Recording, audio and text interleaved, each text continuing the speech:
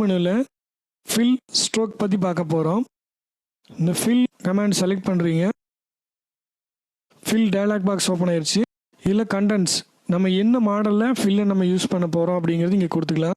Foreground கலராக வேணுமா, background colour, அதாவது இங்கே டூல் பாக்ஸில் பார்த்தீங்கன்னா இது ஃபோர்க்ரவுண்ட் கலர், இது பேக்ரவுண்ட் கலர், இந்த 2 கலர் ஏதோ ஒன்று செலக்ட் பண்ணணுமான்னு கேட்கும். அதை நம்ம கொடுத்துக்கலாம். அல்லது கலர்னால் கலர் பிக்கர் உங்களுக்கு ஆட்டோமேட்டிக் ஓப்பன் ஆகும். நம்ம என்ன கலர் வேணாலும் சூஸ் பண்ணிக்கலாம். ஓகேங்களா? அது இல்லாமல் பிளாக், 50% கிரே, ஒயிட், நம்ம என்ன வேணாலும் செலக்ட் பண்ணிக்கலாம். ஓகேங்களா? இப்போ நீங்கள் கலர் செலக்ட் பண்ணிக்கிட்டு க்ரீன் கலர் செலக்ட் பண்ணிக்கிறோம். ஓகே கொடுக்குறீங்க.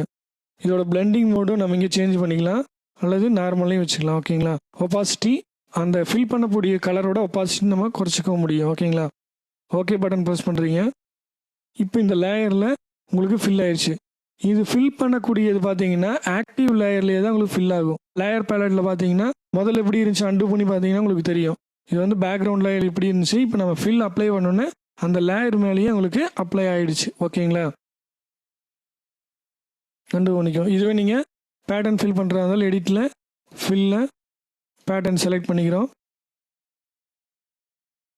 பேட்டர்ன் செலக்ட் பண்ணிக்கிட்டு blend mode, soft light, okay கொடுக்குறீங்க. பார்த்தீங்கன்னா இந்த மாதிரி ஒரு ஃபில்லு உங்களுக்கு க்ரியேட் ஆகிடும். லேயரில் பார்த்தீங்கன்னா ஒரே லேயராக இருக்கும். ஓகேங்களா?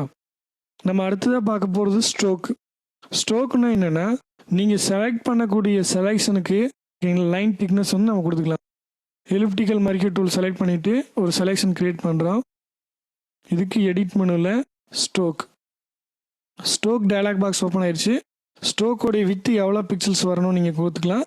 அது மாதிரி ஸ்ட்ரோக்கோட கலர் என்ன வரணும்னு நீங்கள் கொடுத்துக்கலாம். அந்த ஸ்ட்ரோக் வந்து உங்களுக்கு எப்படி இந்த செலெக்ஷனுக்கு இன்சைடு வரணுமா, இல்லை சென்டரில் வரணுமா, அவுட் சைடு வரணுமா நீங்கள் கொடுத்துக்கலாம். இப்போ வந்து இதுக்கு 10 பிக்சல்ஸ் கொடுத்துக்குங்க. கலர் கிளிக் பண்ணுறீங்க, கலர் பிக்கர் ஓப்பன் ஆகுது. நம்ம ஒயிட் செலக்ட் பண்ணிவிட்டு ஓகே கொடுத்துக்குவோம். இன்சைடு செலக்ட் பண்ணுறோம். இப்போ இந்த செலெக்ஷனுக்கு இன்சைடு உங்களுக்கு ஃபில் ஆகும். ஓகே கொடுக்குறீங்க. பார்த்தீங்கன்னா இன்சைடு ஃபில் ஆகிருக்கு.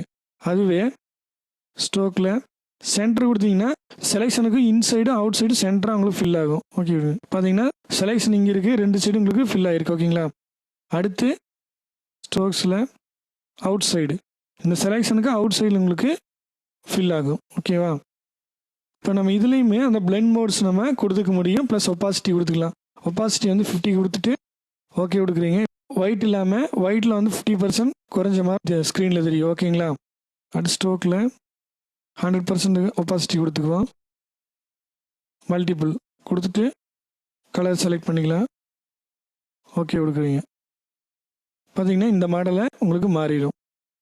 ஓகேங்களா?